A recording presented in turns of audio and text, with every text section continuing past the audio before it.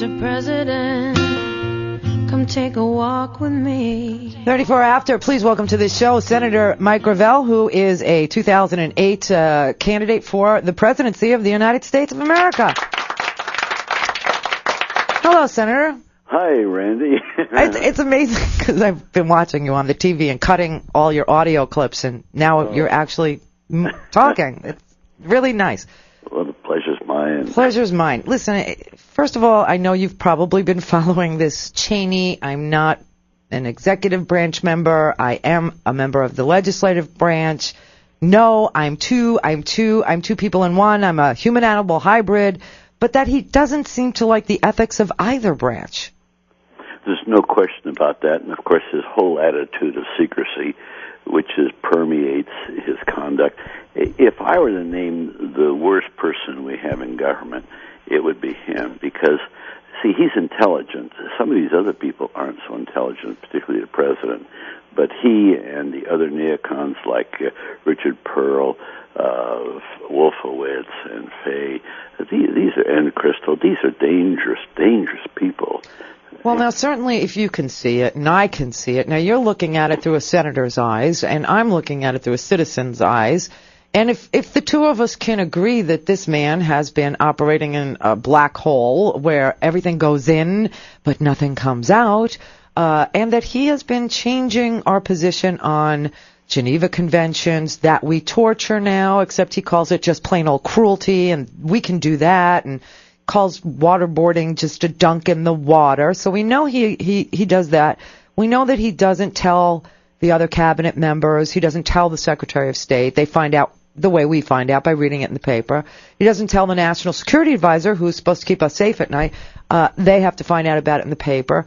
You know, what is the danger of having a vice president who's not accountable to anybody, including, you know, he may be stupid, but he is the president, and he could stop all this, couldn't he?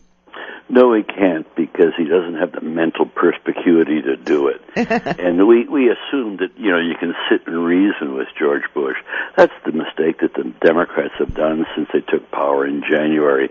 Oh, we're going to sit down and we're going to reason with him on how to get out of Iraq. He doesn't want to get out of Iraq. He wants to continue this bloodletting.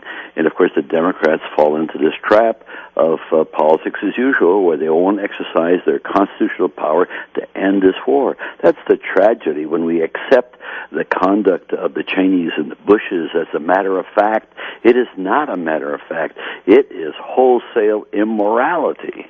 Well, I agree. I mean, you know, you do have, you know, some Republicans helping the Democrats along a little bit. You know, saying things like, hey, we got the same troops from, you know, walk on the same streets, being attacked by the same people with the same bombs every single day, and I think this might be criminal. You know, you did have a Republican senator stand up and make that statement. And so, you know, we understand that, you know, you need 67 votes to override any veto. We don't have it.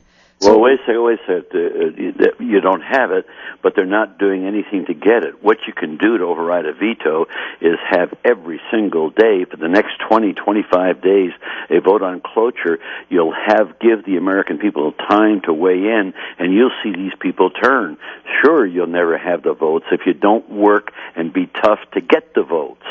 And that includes not only a vote to limit debate in the Senate, that means the way to get to override the president's veto. We could end our role by Labor Day if we had some kind of powerful leadership in the Congress.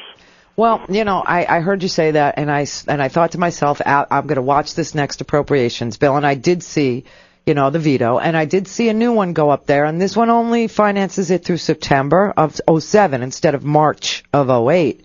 And I really do believe that come September, you're going to see a lot of Republicans peeling off of this war, especially with all this news about Cheney, which is why I think that the Oversight Committee is, you know, Henry Waxman, guys of his ilk who are really, you know, devoted to... Oh, he's great. Oh, he's Henry phenomenal. I love Henry Waxman. I've loved him for a long time, and I've known for a long time that what he's been up to is since he understood he didn't have a chance of introducing any legislation because we didn't have the Rules Committee, we didn't have any committees, except, 5 months ago we got the committees back. So he had been using his staff the whole time of the Republican majority to do it. Building it. And Randy, I'll tell you, I become president. Henry Waxman, with his investigatory committee in the Congress and a few others doing something, we're going to turn over this whole apple cart of garbage that will be able to sift through this and pursue these people the way they should be pursued, as criminals.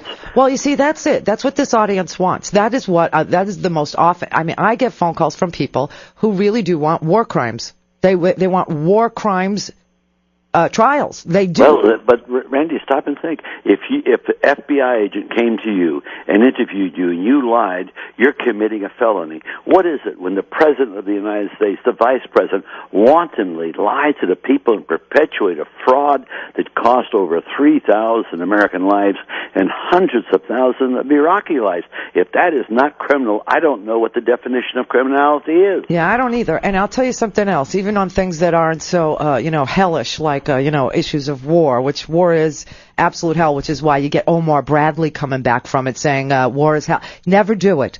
Everybody that's ever fought a war has said, never do it. If you've ever done it, you'll know not to do it. You'll work every angle you can to keep the peace because it's disgusting. It's hell. You'll never be the same. Your kids will never be the same. The country is never the same. The world is never the same. So don't do it. Everybody that's ever done it has said, my advice, don't do it.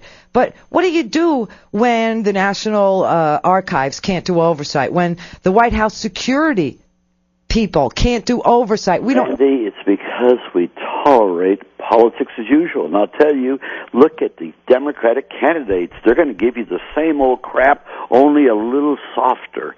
And until we rear up and say, hey, there is no answer but to empower the American people, we're all looking to leaders on a white horse. There are no leaders. The only people of courage are the American people themselves, and they've been hoodwinked into this. We need to change our culture. The military-industrial complex owns the government lock, stock, and barrel, and they have militarized our culture so that we accept this stuff. Dwight Eisenhower said it. Boy, the way you're going to lose democracy is by the military-industrial complex, and that's exactly what's happening. And so for us to say, well, we're going to get the Democrats elected, we're going to have a Democratic president, none of this will work. It will be more of the same, more subtly. I've had one person tell me, my God, Gravel, don't rail against Bush, because maybe he's made it so mad for the first time in American history that people will stand up and say, we've had enough with partisanship, we've had enough with politics as usual, and we want fundamental change. And the only fundamental change that counts is to empower the people as lawmakers, to make them partners with their elected officials, and they automatically become the senior partners.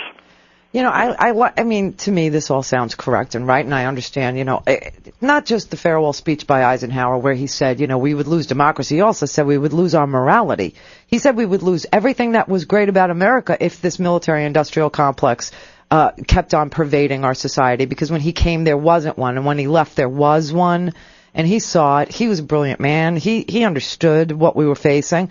But tell me, with the campaign financing the way it is, and having to depend on all these contractors and depend on all these defense industries, and having to depend on oil conglomerate, all the money that it takes to run for the presidency, how in the hell are we going to, isn't the better... All we can do it, just let me give you one example, okay, Randy.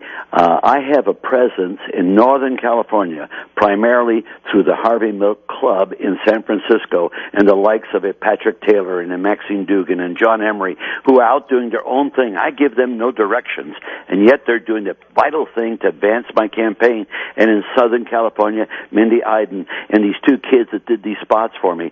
If there's enough people out there that want to care for change, they've just got to go work they got to go work it off, because what really, I'm doing the best I can, and I offer an alternative, not only to be president, but to empower the people in a partnership working on our own governance. Aren't you afraid that they're going to cut you out of the debates? I was so glad. Oh, no, Randy, they're not going to cut me out of the debates. I'm there. Not only that, stop and think, and I've embarrassed the national media, and I'm going to do more of it, and that is that they measure the corruption in our society society by how much money is in politics.